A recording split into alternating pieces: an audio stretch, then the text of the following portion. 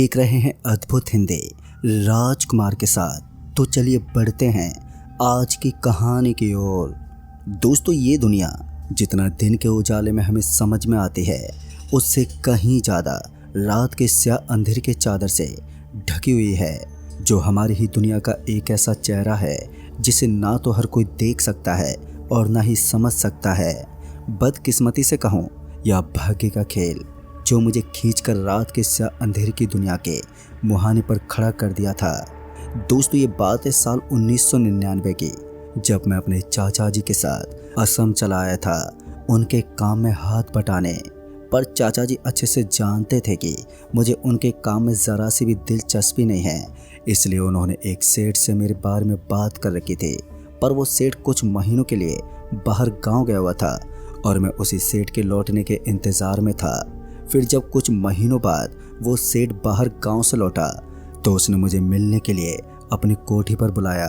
फिर जब मैं सेठ से मिलने उनके कोठी पर पहुंचा तो मैं ये देखकर चौंक गया कि जिस सेठ से मैं मिलने आया हूँ वो तो महज 12 से 13 साल का एक छोटा बच्चा है। अब मैं मन ही मन सोच रहा था कि ये क्या मजाक है, भला ये बच्चा मुझे क्या काम पर रखेगा। पर जब बच्चे ने कहा, तुम कादर के भतीजे हो ना, तो उसकी आवाज़ सुनकर मेरा दिमाग एक बार फिर चकरा गया। दरअसल उस बच्चे की आवाज़ किसी 50-60 जैसे बूढ़े की तरह थी। अभी मैं हैरानी भरी नज़रों से उसे ही देख रहा था कि इसी बीच उस बच्चे यानी कि उस सेठ ने कहा, तुम पूजा पाठ मंदिर वगैरह जाते हो? जिस पर मैंने कहा, नहीं जी। मेरे ना कहते ही उस बच्चे की तरह लगने वाले सेठ के चेहरे पर एक अजीब सी मुस्कुराहट फैल गई और फिर मन ही मन कुछ सोचने के बाद सेठ ने मुझे अपनी गाड़ी की चाबी थमाते हुए कहा, कल रात ठीक 9 बजे गाड़ी लेकर यहाँ पहुँच जाना। अब गाड़ी की चाबी लेने के बाद मैं गाड़ी लेकर घर चला आया, पर मैं अभी बड़ी उलझन में था। शायद जो मैंने देखा था वो अभी तक मेरे गले नहीं उतर पा रहा था। फिर जब मैंने कादर चाचा को सारी बात बताई तो पहले वो मेरे पर हंसे और फिर बोले, तुम्हारी सोच जायज़ है, जो भी उनसे पहली बार मिलता है वो ऐसे ही भौचक्का रह जाता है। यहाँ तक कि मैं भी जब उनसे पहली बार मिला था तो मैं भी कुछ समझ नहीं पाया था, पर जब उनके साथ काम किया तो जाना कि वो हम आम लोगों से कहीं ज़्यादा अलग हैं। कर अब जब तुम उनके साथ लगी गए हो तो तुम्हें भी जल्दी उनकी खूबियों के बारे में पता चल जाएगा। तुम बस इस बात का ख्याल रखना कि उन्हें बच्चा समझने की भूल मत कर बैठना। कादर चाचा की बात सुनने के बाद मेरे मन को थोड़ी शांति मिली और फिर जब मैं अगली रात ठीक 9 बजे गाड़ी लेकर सेठ की कोठी पर पहुंचा तो सेठ के दरबान ने मुझे गेट पर यह बोलकर रोक दिया कि सेठ ने मुझे कोठी के बाहर ही रुकने को कहा है। सेठ का हुक्म था, इसलिए मैं गाड़ी साइड में खड़ी करके सेठ का वेट करने लगा। पर गाड़ी में घंटों वेट करने के बाद भी सेठ ना तो आया और ना ही मुझे अंदर बुलाया। अब गाड़ी में बैठे बैठे ही पूरी रात गुजर गई और फिर जब सुबह हुई तो कोठी के गेट पर खड़ी दरबान ने मुझे आवाज़ देते हुए कहा, ड्राइवर साहब, आपका काम ख़त्म हुआ, अब आप घर चले जाओ, पर रात के 9 बजते बजते ज़रूर चले आना। दरबान के कहने पर मैं गाड़ी लेकर घर तो चला आया, पर मैं सोच रहा था कि आखिर ये कैसा काम है जिसमें गाड़ी लेकर कोठी के बाहर चुपचाप बैठे रहना है। इससे अच्छा तो मैं कादर चाचा के काम में लगा रहता तो अच्छा रहता। खैर, फिर जब मैं दोबारा रात के 9 बजे कोठी पहुंचा तो दरबान ने फिर मुझे गाड़ी साइड में लगाने को कहा। गाड़ी साइड में लगाने के बाद मैं गाड़ी से नीचे उतरा और उस दरबान से उसका नाम पूछते बोला, भैया जी, आपका नाम क्या है और कब से आप इस कोठी की रखवाली कर रहे हो? पहले तो उस दरबान ने कुछ नहीं कहा, फिर मैंने दोबारा अपने सवाल को दोहराया तो इस बार वो दरबान मेरी तरफ पलटा। अभी वो दरबान अपना मुंह खोलने ही वाला था कि इतने में ही सेठ ने मुझे आवाज़ देते हुए गाड़ी स्टार्ट करने को कहा और सेठ के कहते ही मैं फ़ौरन ही गाड़ी में बैठा और गाड़ी के स्टार्ट होते ही सेठ भी गाड़ी में बैठते हुए बोले, जहाँ पिछली रात गए थे ना, वहीं चलो। सेठ के इतना कहते ही मैं गाड़ी लेकर चल पड़ा। कुछ आगे जाने के बाद मुझे एहसास हुआ कि पिछली रात तो मैंने कोठी के बाहर ही पूरी रात बिता दी थी। फिर सेठ ने ये क्यों कहा कि पिछली रात वाली जगह पर चलो? अभी मैं यही सोच रहा था कि तभी पिछली सीट पर बैठे सेठ ने कहा, क्या हुआ, कहीं रास्ता तो नहीं भूल गए हो? जिस पर मैंने थोड़ा हिचकिचाते हुए बोला, पर सेठ जी, कल तो आप कहीं गए ही नहीं थे। अभी मैंने इतना कहा ही था कि तभी सेठ ने गाड़ी रोकने को कहा। सेठ के कहते ही मैंने फ़ौरन ही गाड़ी रोक दी और गाड़ी के रोकते ही सेठ गाड़ी से नीचे उतरते हुए बोला, चलो गाड़ी से नीचे उतरो। सेठ के ये कहते ही मैं भी गाड़ी से नीचे उतर गया और मेरे उतरते ही सेठ जी गाड़ी में बैठे और मुझे वहीं अकेला छोड़कर चले गए। मैंने उन्हें रोकने की पूरी कोशिश की पर वो नहीं रुके और उस वक्त मुझे सेठ की इस हरकत पर बहुत ही गुस्सा आया, पर मैं कर भी क्या सकता था। वो मालिक थे और मैं महज अदना सा नौकर। सेठ जी के वहाँ से जाने के बाद जब मैंने अपने चारों तरफ देखा तो मेरे पूरे बदन में सिरहंसी दौड़ गई। दरअसल उस रोड के एक और कब्रिस्तान था जिसके गेट के छज्जे पर एक आदमी अपना पैर लटकाए हुए बैठा हुआ था। अभी मैं डरा सहमा उस कब्रिस्तान के छज्जे पर बैठे आदमी को देख रहा था कि तभी उसकी भी नज़र मेरे पर पड़ गई। मेरे पर नज़र पड़ते ही उसके चेहरे पर एक मुस्कुराहट आ गई और फिर जब वो मुझे इशारे से अपने पास बुलाने लगा तो मेरे हाथ पर अचानक ही अकड़ने लगे और देखते ही देखते मैं वहीं नीचे गिर पड़ा। मेरे गिरने के फ़ौरन बाद ही मेरी आंखें बंद हो गई और फिर जब मेरी आंखें खुली तो मैंने पाया कि सेठ का दरवान गाड़ी का दरवाज़ा पीटते हुए मुझे जगाने की कोशिश कर रहा है। वहीं मैं अपने आप को गाड़ी में देखकर हैरान हो रहा था। मेरे जहन में बहुत से सवाल उठ रहे थे जिनका जवाब जाने बिना मैं पागल हो जाता। इसलिए मैं गाड़ी से निकला और भागते हुए सीधे चाचा जी के ढाबे पर पहुंचा और जब मैंने उनसे बीती रात के बारे में बताया तो वो मुस्कुराते बोले, तुमने शायद मेरी बात पर ज़रा भी ध्यान नहीं दिया। मैंने तुम्हें पहले ही कहा था कि सेठ जी कोई आम इंसान नहीं है, उनकी दुनिया हमारी दुनिया से बिल्कुल अलग है। चाचा जी की बात का मतलब मुझे सीधे सीधे समझ में नहीं आ रहा था और जब यही बात मैंने चाचा जी से सीधे सीधे पूछी कि आखिर ये कैसे सेठ जी हैं जो हम लोगों से अलग हैं, जिस पर चाचा जी बोले, मेरे बताने से भी तो कुछ नहीं समझ पाएगा, तू बस अपने मन को संभाल, वक्त आने पर तुझे अपने आप ही सब कुछ समझ आ जाएगा। चाचा जी की ये गोल मटोल बातें मुझे समझ में नहीं आई, पर ये समझ में आ गया कि अगर सेठ जी के बारे में सही में जानना है तो मुझे अभी उनके साथ काम करना ही होगा। यही सोचकर मैं रात होते ही सेठ की कोठी पर पहुंचा, जहां पर गेट के साइड में गाड़ी वैसे ही लगी हुई थी जैसे मैं सुबह छोड़कर गया था, पर सेठ जी का दरबान आज कहीं दिखाई नहीं दे रहा था। खैर मैं चुपचाप गाड़ी में जाकर बैठ गया और गाड़ी में बैठे बैठे कब मेरी आंख लग गई मुझे पता ही नहीं चला। फिर जब मेरे सिर से कुछ बड़ी ज़ोर से टकराया तो एकदम से मेरी आंख खुली तो मैंने पाया कि गाड़ी पलटी हुई है और आसपास काला काला धुआं फैला हुआ है। मैं जैसे तैसे गाड़ी से बाहर निकला और गाड़ी से बाहर आने के बाद जब वो काला धुआं छटा तो मैंने देखा कि सेठ जी वहीं पास में ही लहूलुहान ज़मीन पर पड़े हुए हैं। फिर जब मैं उनके पास जाकर उन्हें उठाने की कोशिश की तो मालूम चला कि वो बेहोश हैं। उस वक्त मेरे को ये भी समझ में नहीं आ रहा था कि आखिर मैं यहाँ कैसे पहुँचा। ऊपर से जिस जगह मैं था वो जगह भी मेरे लिए पूरी तरह से अनजान थी, साथ ही बेहद ही डरावनी भी। चारों तरफ काले सूखे हुए पेड़ थे, वहाँ चारों तरफ मातम पसरा हुआ था। सिर्फ एक सीधी कच्ची सड़क थी जिसके बीचों बीच हमारी गाड़ी अभी पलटी पड़ी थी। सेठ जी की भी हालत बड़ी नाजुक थी।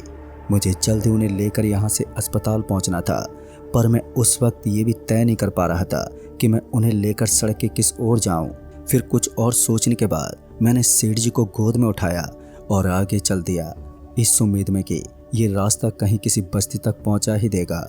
उस सड़क पर काफ़ी चलने के बाद जब मुझे दूर एक बड़ा सा गेट दिखा तो मेरा हौसला थोड़ा बढ़ गया, क्योंकि मैं उस गेट को पहचानता था। ये वही कब्रिस्तान का गेट था जहां पिछली बार सेठ जी मुझे गाड़ी से उतार कर चले गए थे। उस गेट पर नज़र पड़ते ही मैंने अपनी रफ्तार थोड़ी और बढ़ाई। फिर जब मैं सेठ जी को लिए उस कब्रिस्तान के गेट पर पहुंचा, अभी मैं उस बड़े गेट के पास पहुंचा ही था कि तभी मेरी नज़र उस गेट के छज्जे पर बैठे उसी आदमी पर पड़ी जो कि पिछली रात दिखा था। उसे फिर से छज्जे पर बैठा देख मैं थोड़ा घबरा गया था। मैं नहीं चाहता था कि उसकी नज़र मेरे पर पड़े, लिहाजन मैं सेठ जी को लेकर दबे पांव वहाँ से आगे बढ़ा।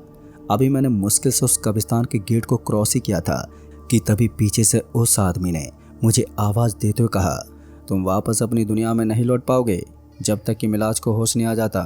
उस आदमी के इतना कहते ही मैं एकदम से रुक गया और बिना पीछे पलटे बोला, कौन मिलाज?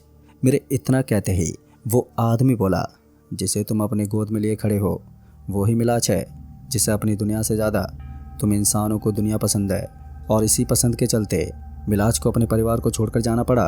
पर परिवार के मोह ने मिलाज को उस दोहरे पर लाकर खड़ा कर दिया जहाँ से वो ना यहाँ का रहा और ना ही तुम्हारी दुनिया का। अभी गेट के छज्जे पर बैठा आदमी बोल ही रहा था कि तभी मुझे महसूस हुआ कि सेठ जी का बदन ठंडा होने लगा है। फिर जब मैंने उनकी नब्ज चेक की तो मैंने पाया कि उनकी नब्ज बहुत ही धीमी पड़ चुकी है, जिससे मुझे अंदाजा हो गया था कि सेठ जी को जल्दी सही उपचार नहीं मिला तो वो कुछ ही देर में दम तोड़ देंगे। लिहाजा मैं उस अजीब से दिखने वाले आदमी को अनदेखा किया और सेठ जी को लिए वहां से आगे बढ़ गया। पर कुछ दूर आने के बाद फिर से मुझे वही कब्रिस्तान का गेट नजर आया।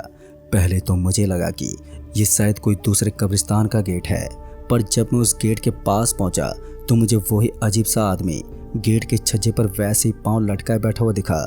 शायद मेरे दिमाग ने अब काम करना बंद कर दिया था, इसलिए मुझे ऐसा भ्रम हो रहा था। पर मैं रुका नहीं और उस गेट से आगे निकल गया। पर जब मुझे एक बार फिर कुछ आगे जाने के बाद फिर से वही कब्रिस्तान का गेट दिखा तो मुझे यकीन हो गया कि ये इंसानों की दुनिया नहीं है। आखिरकार मैंने हार मान ली और उस कब्रिस्तान के गेट पर बैठे आदमी से मदद की उम्मीद बांधे उसके पास पहुंचा। और जब मैंने उससे मदद की गुहार लगाई तो वो अचानक ही जोर जोर से हंसने लगा। उसे ऐसे हंसता देखकर मेरी उम्मीद मायूसी में बदलने लगी। फिर जब उस अजीब से दिखने वाले आदमी ने कहा, मिलास तो मर गया है, अब तू चाहकर भी इस दुनिया से अपनी दुनिया में नहीं जा सकता। उसके इतना कहते ही जब मैंने सेठ जी की तरफ देखा तो मैंने पाया कि सेठ जी सच में दम तोड़ चुके हैं और उनके दम तोड़ने का साफ मतलब था मेरी भी जीते जी मौत। मैं वहीं बैठकर फूट फूट कर रोने लगा और मुझे रोता बिलखता देख वो अजीब सा दिखने वाला आदमी बोला, अभी भी एक रास्ता है जिसके ज़रिए से तू वापस अपनी दुनिया में जा सकता है, जिसके लिए तुझे सिर्फ 81 कदम चलना पड़ेगा। पर ये 81 कदम इतने आसान नहीं होंगे, क्योंकि ये 81 कदम तुझे प्रेतों की दुनिया से होते हुए ले जाएंगे। अगर तू बीच में डरा या घबराया तो तू उसी प्रेतों की दुनिया में एक प्रेत बनकर हमेशा के लिए वहीं पर फंस जाएगा। उसकी ये बात सुनते ही मेरी उम्मीद थोड़ी सी बंधी। भले ये रास्ता खतरों से भरा पड़ा था, पर इसके बावजूद भी मैं तैयार था, क्योंकि ये एकमात्र जरिया था अपनी दुनिया में लौटने का। लिहाजा मैंने उस आदमी से कहा, मैं तैयार हूँ, आप बताओ मुझे क्या करना है। मेरे इतना कहते ही उसने कहा, सबसे पहले अपने सिर के 10 टुकड़े कर और फिर उन टुकड़ों को लेकर दक्षिण दिशा के उस हिस्से में पहुंच जहां से काली मिट्टी दिखाई देने लगे। वहां पर पहुंचने के बाद तुझे हर 9 कदम आगे बढ़ने के बाद अपने सिर का एक कटा हुआ टुकड़ा फेंक कर आगे बढ़ जाना, और टुकड़े को फेंकने के बाद भूल से भी पीछे पलट कर मत देखना। और इस तरह जब तू 81 कदम पार कर लेगा तब तेरे पास तेरे सेठ का आखिरी टुकड़ा बचेगा, जिसे तू अपनी दुनिया में ले जाकर किसी नदी में प्रवाहित कर देना। और हाँ, इस बात का ध्यान रखना कि अपनी सेठ के सर को काटते ही कपड़े से ढक देना और उसे इस कब्रिस्तान के लाल मिट्टी में दफन कर देना। उसके बाद ही दक्षिण दिशा का रुख करना। दोस्तों, उस अजीब से आदमी यानी कि मिलाज की बात सुनने के बाद मैंने फौरन इस सेठ जी को टुकड़ों में काटने का इंतजाम किया। फिर जैसा उस मिलाज ने कहा वैसे ही मैंने सेठ जी के सर को अपनी कमीज में लपेटकर उसी कब्रिस्तान के लाल मिट्टी में दफन कर दिया। और फिर सेठ जी के शरीर के 10 टुकड़ों को लेकर मैं निकल पड़ा अपनी मंजिल दक्षिण दिशा की ओर।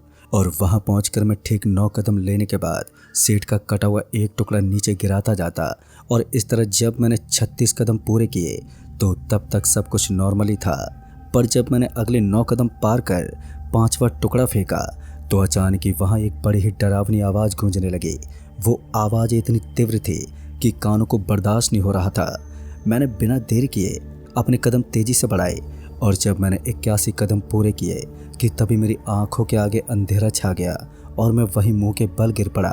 फिर जब मुझे होश आया तो तब तक सुबह हो चुकी थी और आसपास के माहौल को देखकर मेरी जान में जान आई, क्योंकि अब मैं अपनी दुनिया में आ गया था। तभी मैं उठा और उस आखिरी टुकड़े को पास की नदी में विसर्जित कर दिया। दोस्तों, इस घटना के बाद मैं काफ़ी दिनों तक सदमे में रहा। फिर जब मैं थोड़ा नॉर्मल हुआ तो चाचा जी ने मुझे वापस गांव भेज दिया। और इस घटना के बाद मैं समझ गया था कि ये दुनिया सिर्फ उतनी नहीं है जितनी हमें दिखाई देती है। यहाँ और भी बहुत कुछ है जो आपके और हमारी सोच से बहुत परे है। तो दोस्तों, इस कहानी में बस इतना ही। कहानी आपको पसंद आई हो तो वीडियो को लाइक शेयर ज़रूर कर दें और साथ ही हमें नीचे कमेंट बॉक्स में ज़रूर बताएं। तो मैं आपका दोस्त राजकुमार जल्द ही मिलूँगा ऐसी एक और नई कहानी के साथ। तब तक के लिए बाय एंड टेक केयर।